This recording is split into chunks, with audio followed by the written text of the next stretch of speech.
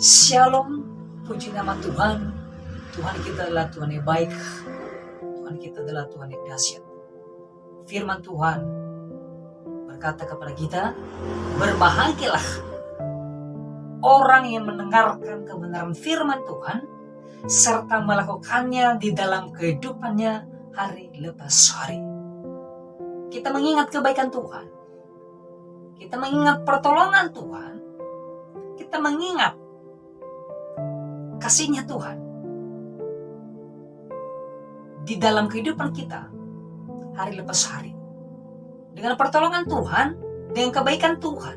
Tapi kita harus menyatakan bahwa cintanya kepada kita yang begitu dahsyat, yang begitu luar biasa. Kita harus mengingat pengorbanan Tuhan dalam kehidupan kita orang percaya. Mengingat kebaikannya. Tetapi pada saat ini saudaraku terkasih, dengan firman Tuhan ini adalah penolong, ya, pengharapan kita. Ya.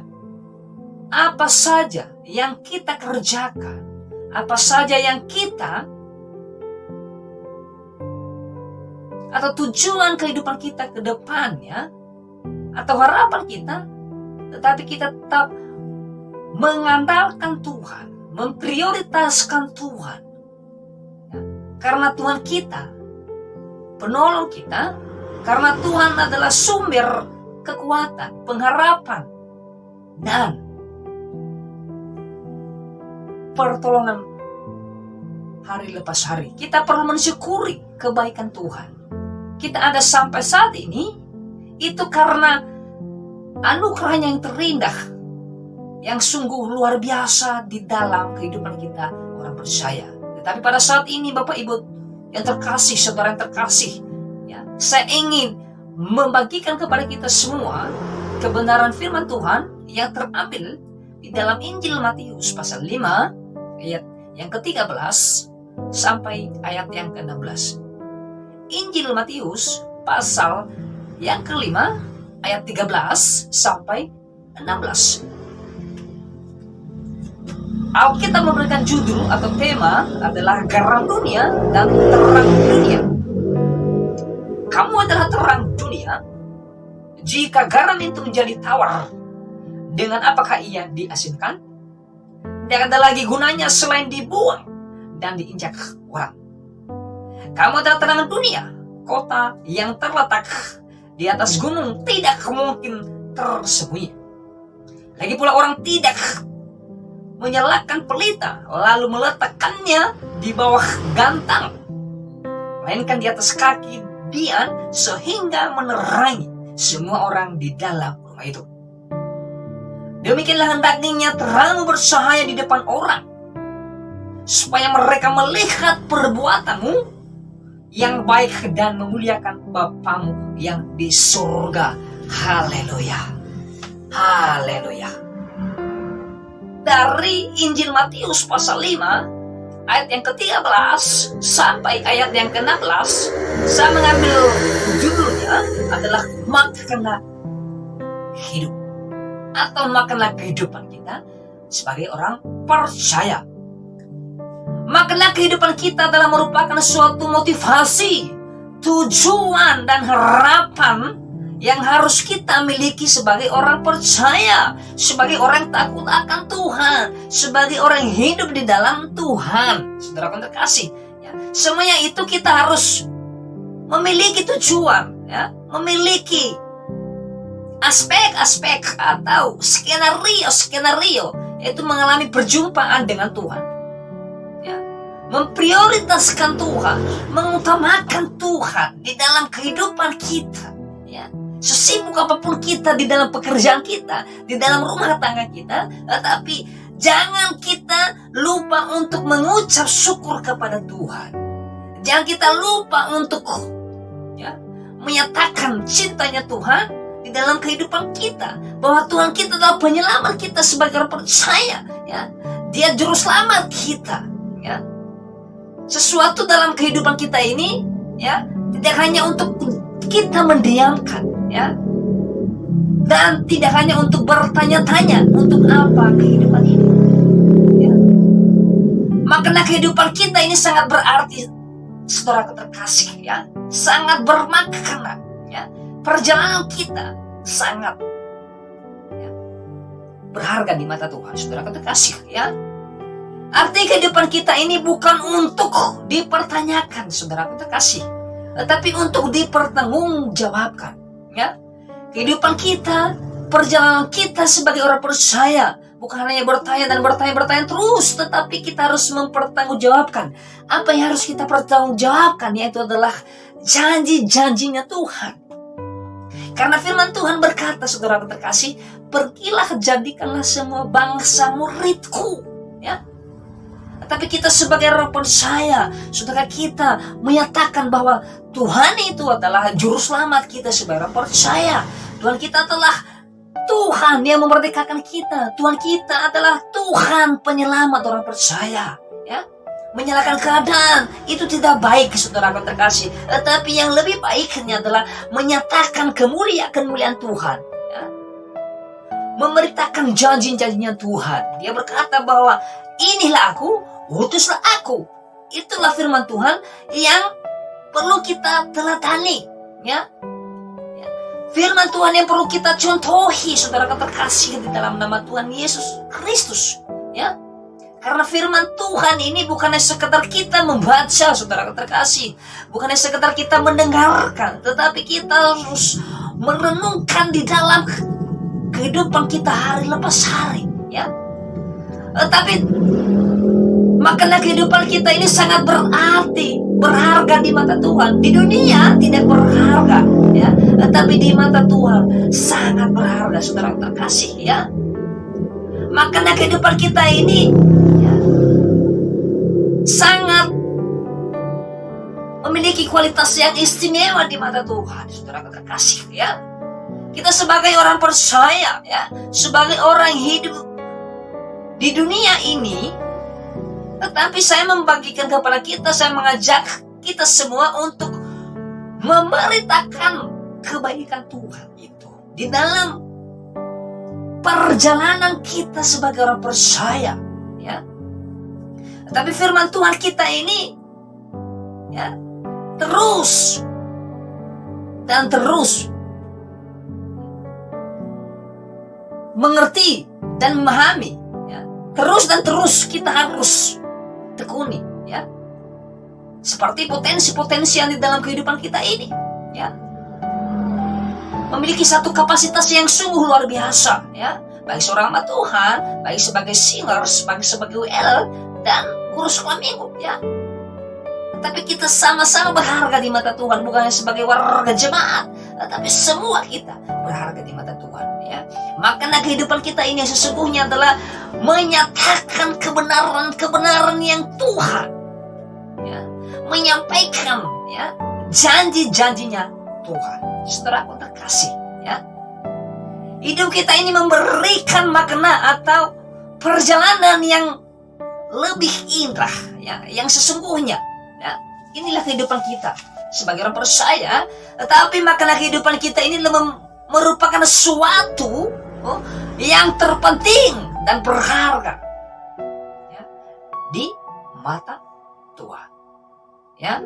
Baik kita sebagai orang percaya, sebagai orang hidup di dalam Tuhan, ya, kita harus, ya, memiliki keberhasilan, yaitu tentang makna kehidupan kita ini, itu supaya kita merasakan, ya, mengerti dan berarti di hadapan Tuhan.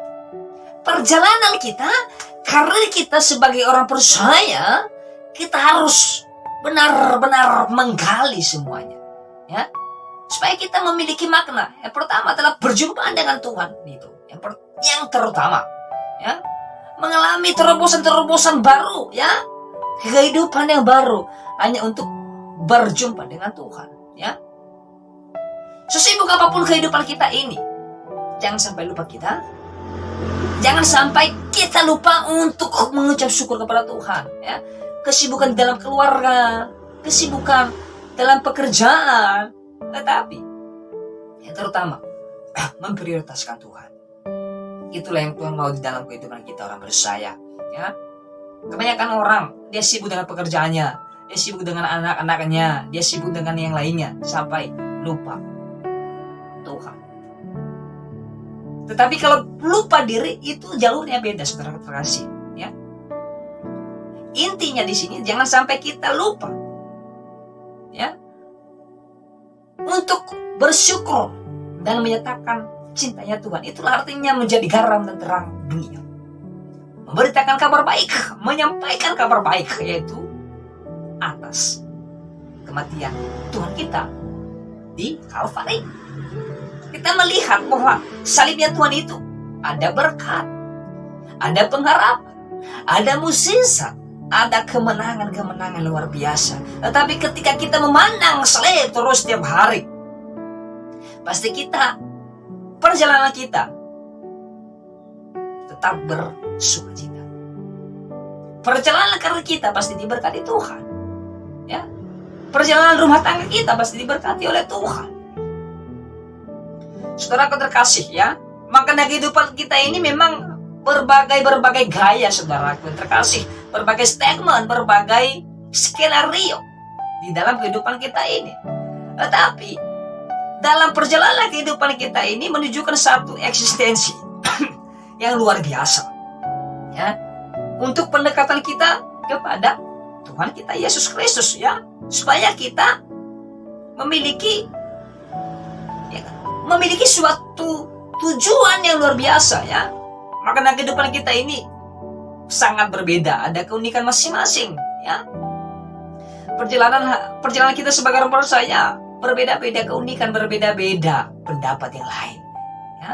Saudara terkasih, dari pengertian di atas kita bisa menyimpulkan, saudara, dari makna kehidupan kita ini atau beberapa contoh yang saya sampaikan, saya mau berkata bahwa ketika kita, ya, memiliki suatu makna di dalam kehidupan kita ini, atau untuk menyatakan kasihnya Tuhan, atau untuk menyampaikan atau memberitakan kabar baik bahwa kita memiliki nilai-nilai yang luar biasa di dalam Tuhan, ya, memiliki nilai-nilai yang berharga di mata Tuhan, memiliki nilai-nilai yang sangat berkualitas di mata Tuhan, sehingga nilai-nilai itu kita jadikan tujuan kita, ya, perjalanan kita untuk perjumpaan Tuhan, untuk perjumpaan dengan Tuhan kita Yesus Kristus, ya. Injil Matius ini adalah salah satu di antara Injil atau 4 Injil di dalam perjanjian baru ini, saudara terkasih, ya. Injil Matius mempunyai amanat tentang kabar baik atau disebut gospel, saudara terkasih, tentang kabar baik, ya, bahwa Yesus adalah Raja Penyelamat kita sebagai orang percaya. Itu yang harus atau diwajibkan kita memberitakan, ya, penyelamat kita hanya Tuhan Yesus Kristus, ya, yang digenapi oleh janji-janjinya Tuhan yang telah diajarkan kepada kita, yaitu doa Bapa kami yang di surga, dikuduskan namamu. Kalau kita melihat Kejadian pasal 1 yang ayat 4, ya, makna kehidupan kita atau makna perjalanan penciptaan manusia, ya, dunia pada saat itu dikatakan bahwa sungguh amat baik dan teramat baik, ya, pada penciptaan manusia pada saat itu, ya. Dunia ini penuh dengan orang yang tidak mengenal Allah. Itu benar sekali, ya. Itu sangat benar. Dunia ini penuh dengan hal-hal yang membuat kita khawatir, yang membuat kita panik, yang membuat kita takut. Tapi kalau kita ada di dalam Tuhan, tidak perlu ada rasa ketakutan itu. Karena kenapa, saudaraku terkasih? Karena kita hidup di dalam Tuhan. Makanya kita harus memiliki makna kehidupan kita ini, supaya yang pertama, ya, untuk menyatakan janji-janjinya Tuhan kita. Itu yang terutama, ya. Saudara terkasih, dunia ini penuh dengan dosa. Benar sekali, saudara terkasih. Dan hal apa saja di tengah-tengah dunia ini. Tapi saya meyakinkan kita, saya mau bilang saya berkata, tapi kita sebagai orang percaya, sebagai orang yang takut akan Tuhan, tidak perlu takut dengan semua itu. Kita hidup di dunia, tetapi di surga nantinya, kita lebih luar biasa lagi. Saudara terkasih. Ya, begitu banyak dosa di dunia ini. Begitu banyak kemunafikan. Begitu banyak hal-hal yang membuat pikiran kita kacau, saudara terkasih. Tapi kalau kita meminta pengampunan dari Tuhan, ya, kita mestinya merenungkan kasih Tuhan kepada kita pada saat Tuhan disalibkan. Dia mati bagi kita. Untuk apa, saudaraku terkasih? Untuk menyelamatkan kita orang berdosa ini. Ya, untuk menyelamatkan kita orang yang penuh dosa-dosa ini, saudara terkasih. Perlu kita pelajari, perlu kita melihat kebaikan Tuhan itu. Sanggup ke saya dan saudara. Seperti yang Tuhan lakukan sampai saat ini. Dia mati bagi kita. Sampai dia disalibkan. Kenapa? Menyelamatkan kita, mengangkat kita, saudara terkasih. Kenapa setiap hari kita melakukan dosa terus? Ya, melakukan dosa terus. Ya, salah, saudara terkasih. Ya, dosa itu yang membuat hambatan perjalanan kehidupan kita. Ya, dosa itu yang membuat harapan kita akan pudar. Tetapi saya mau bilang, tinggalkan hal-hal yang membuat atau yang tidak menyenangkan pikiran Tuhan. Ya. Kalau kita digambarkan sebagai garam ini, ya, otomatis kita sebagai percaya, ya, sangat berarti saudara terkasih, kita adalah garamnya. Terangnya itu untuk menyampaikan, untuk menyatakan kasihnya Tuhan. Itulah terangnya. Ya. Kalau seumpamanya kita memasak nasi atau memasak sayur-sayuran tanpa ada garamnya, pasti asin kan? Nah, begitu juga kehidupan kita ini harus ada maknanya, harus memiliki tujuan. Tujuan itu adalah untuk menyatakan kebaikan Tuhan. Itulah tujuan kita sebagai orang percaya. Saya yakin dimanapun saudara berada pada saat ini, bahwa menjadilah terang karena dunia ini. Ya, bagikan firman Tuhan, ajak teman-temanmu untuk ikut beribadah bersama-sama, ajak teman-temanmu untuk bersekutu dengan Tuhan, ajak temanmu untuk sama-sama belajar tentang kebenaran firman Tuhan. Itulah yang Tuhan mau di dalam kehidupan kita ini, saudara terkasih. Ya, itulah yang Tuhan mau, ya. Dan di dalam Injil Matius ini ada ciri-ciri, ya, atau ada hal-hal yang perlu kita ketahui, saudara terkasih, ya, untuk menyampaikan Injil yang baik dan benar. Yang pertama, ketika kita menyampaikan atau membacakan kebenaran firman Tuhan, yang pertama adalah menyatakan dosa atau pengakuan dosa kita. Yang kedua, saudara terkasih, adalah memberitakan Yesus itu bahwa Dia sebagai Allah. Ya. Yang ketiga adalah menyatakan keadilan Tuhan atau Allah. Ya. Mendorong kita sebagai orang percaya untuk, ya, menyatakan bahwa Dia adalah juru selamat. Selanjutnya adalah kita harus menjelaskan hubungan iman dan perbuatan. Selanjutnya, saudara kasih, kalau kita memberitakan Injil, ya, kepada orang yang tidak mengenal Injil, ya, orang tersebut mau datang kepada Tuhan Yesus Kristus, maka ia dicegah dari hal-hal yang lain. Ya. Kalau kita mengenal Injil, kita bebas, ya, kita dihiraukan, ya, kita dicegah dari hal-hal yang buruk, dari hal-hal kepanikan. Itu orang hidup di dalam Tuhan. Tetapi orang yang tidak mau mendengarkan Injil, saudara terkasih, dihantuin terus dengan masalah. dihantui terus dengan hal yang buruk. Ya, masalah itu udah biasa. Ya, masalah itu udah biasa datang di dalam perjalanan kehidupan kita orang percaya. Dengan datangnya masalah itu bukan dalam arti kita mengeluh, saudara terkasih, tetapi kita membaca kebenaran firman Tuhan. Banyak orang, ya, sering saya temukan, baik masalah di dalam rumah tangganya, baik masalah kepada saudaranya, daripada dia menyelesaikan masalah itu, lebih baik dia mabuk, lebih baik dia menghindar dari situ atau putus persaudaraan. Tetapi itu tidak baik, sama aja belum mengenal Injil. Tetapi jika kita memiliki kerohanian yang dewasa di dalam Tuhan, sebesar apapun masalah itu, kita pasti bisa menyelesaikan. Karena kenapa? Tuhan pasti menolong. Ya, sering orang berkata tidak ada masalah yang tidak bisa diselesaikan. Semua pasti akan selesai, saudara terkasih. Ya, kita melihat, ya, garam mengenakan suatu makanan, ya, memang benar. Garam ini untuk kita kenakan seperti sayur-sayuran. Tanpa garam pun, kalau tidak menggunakan garam, pasti rasanya tidak enak, kan?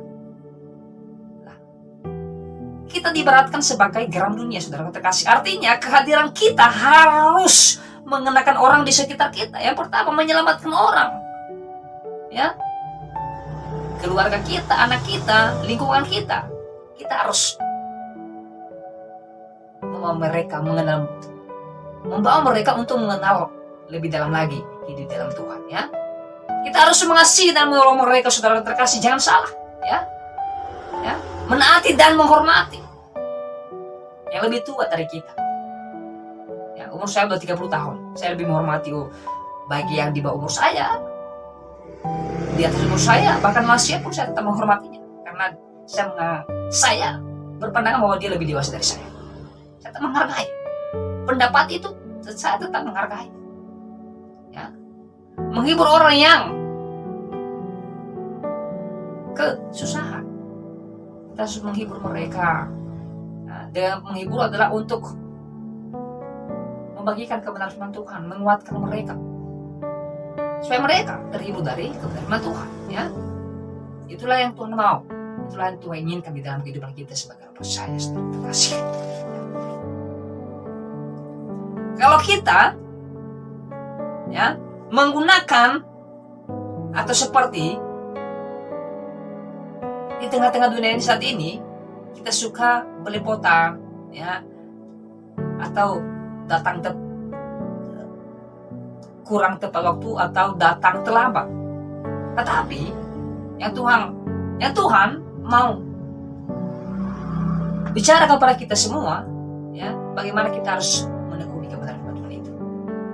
Nah, karena Dia berkata, bukan sebagai pendengar saja, tapi berlaku kebenaran Tuhan. Itulah yang Tuhan mau dalam kehidupan kita. Ini saudara terkasih.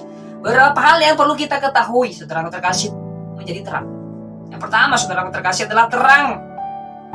Kita harus berbeda secara menyolok, bebas dari kegelapan. Itulah artinya terang. Ya. Yang kedua, yang perlu kita pelajari adalah karena itu, kalau kita ada di dalam terang, saudara terkasih, maka hidup kita harus berbeda secara menyolok. Tampil beda dengan yang lain. Karena kenapa? Kita hidup di dalam Tuhan. Saudara terkasih, ya, itulah selalu jujur, saudara terkasih, ya. Ada kerajinan, itulah sih perlu kita ketahui di dalam terang itu, ya. Sebabnya dalam satu kamar, jika tidak ada lampu, maka semuanya pada gelap. Artinya, ya, jika kehidupan kita ini tidak membaca atau merenungkan firman Tuhan, maka kehidupan kita ini selalu diganti dengan hal yang buruk. Tetapi kalau kita terangin dengan firman Tuhan, atau dalam kami diterangin dengan firman Tuhan, maka terang itu kita mengalami mujizat-mujizat yang luar biasa, saudara terkasih, ya. Satu hal yang perlu kita camkan, satu hal yang perlu kita ketahui adalah kalau kita hidup berbeda dengan yang lain, ya, Atau di tengah-tengah dunia ini, saudara terkasih, kita seperti seumpamanya kota yang terletak di atas gunung. Saudara terkasih, ini sangat luar biasa. Yang kedua yang perlu kita ketahui adalah terang tidak boleh disembunyikan.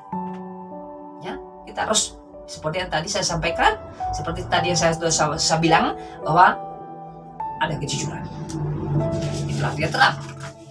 Ya, kita melihat di ayat yang ke-16 berkata begini, bahwa hendaknya terangmu bercahaya di depan orang, supaya mereka melihat perbuatanmu yang baik dan memuliakan Bapamu yang di surga. Ya, kita hendaknya, ya, sebagai orang percaya, terang itu ada di dalam kehidupan kita. Sudahkah saya dalam Ibu? Terang itu dalam kehidupan kita. Saya kena percaya dengan adanya terang, maka perjalanan kita atau tujuan hidup kita akan diberkati oleh Tuhan. Ya, terang memberikan petunjuk kepada kita suatu arahan, saudara terkasih. Terang semakin dibutuhkan di tempat yang semakin gelap. Itulah artinya terang. Ya, terang mempengaruhi gelap.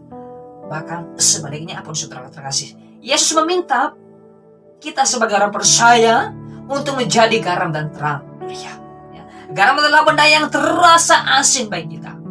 Ya, keunggulan garam terletak pada kemampuan, ya, untuk mengasinkan atau memberi rasa kepada sesuatu yang lain, ya, memberikan sesuatu kepada orang lain, yaitu untuk menyatakan kebaikan-kebaikan Tuhan yang sudah kita alami. Kita harus membagikan. Sebagai orang percaya, wajib untuk membagikan kebenaran Tuhan. Ya, ketika Yesus meminta kita untuk menjadi garam dan terang dunia sampai saat ini, saudara terkasih, itu berarti kita mesti menjadi pribadi, saudara, yang berguna dan bermakna bagi orang lain. Ya, Yesus memberikan pengertian kepada kita supaya kehidupan kita ini berguna dan bermakna. Ya, di tengah-tengah dunia, kehidupan kita tidak bermakna, tetapi di dalam Tuhan sangat luar biasa maknanya. Puji nama Tuhan. Haleluya. Ya, di sini Tuhan memberikan kita suatu dimensi, yaitu dimensi tentang apa artinya mengikut Dia. Ya, bahwa mengikut Tuhan bukan dengan cara. Dengan cara apa, saudaraku terkasih? Ya, untuk menyatakan kebenaran Tuhan. Itulah kalau kita mengikut Tuhan.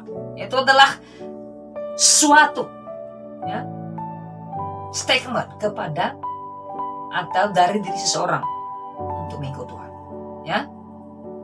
Lalu kebenaran firman Tuhan yang harus kita terapkan supaya kita menjadi garam dan terang dunia, saudara terkasih, ya, memiliki hati yang kudus. Ya. Itulah firman Tuhan yang perlu kita terangkan, ya, memiliki hati yang kudus, ya. Artinya menerima Yesus barulah kita memiliki hati yang kudus.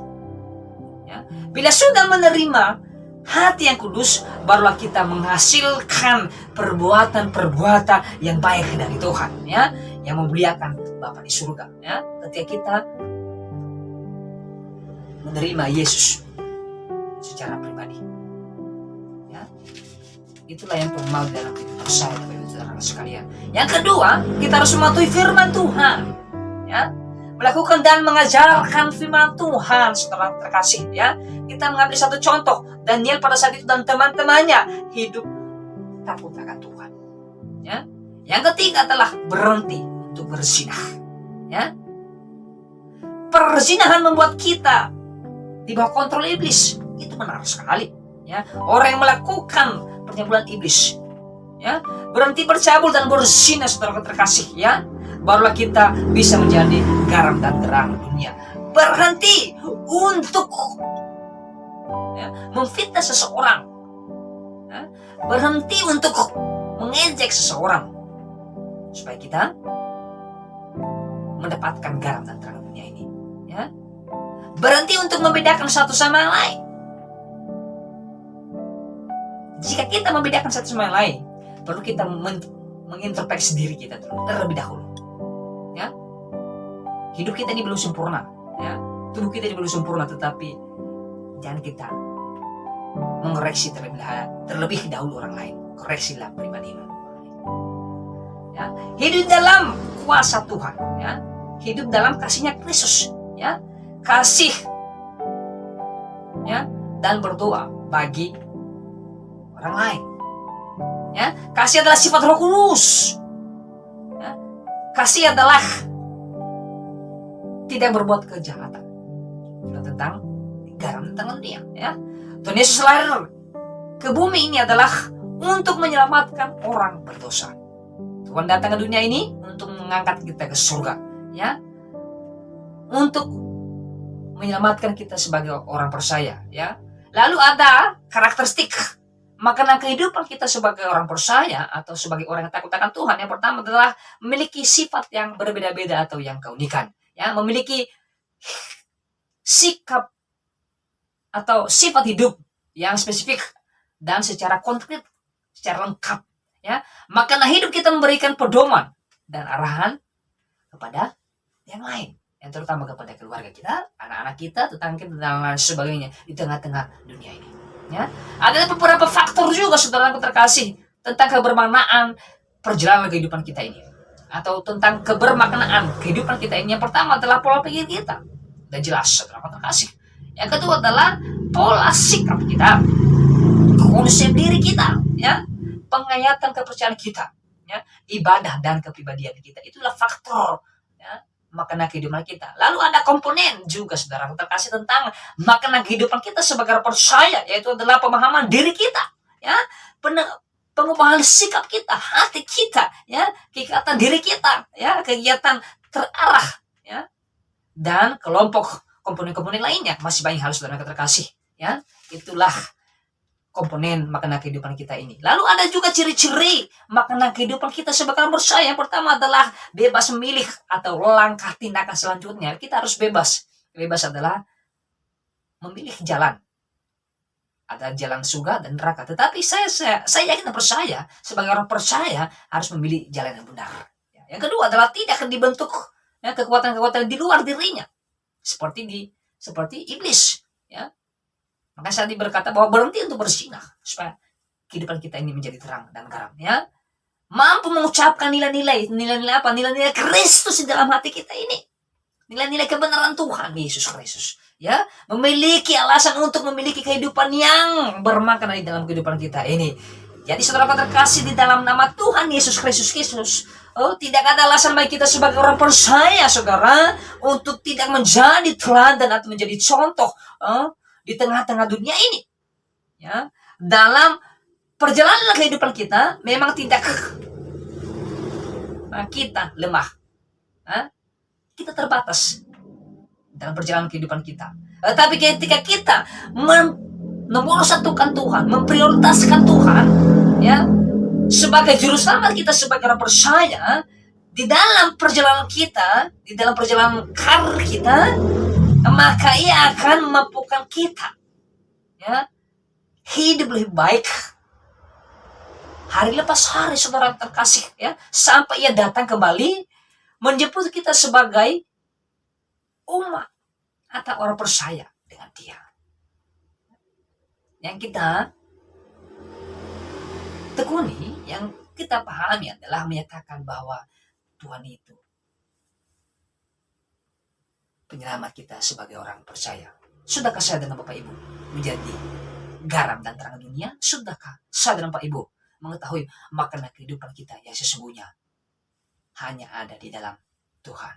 Haleluya.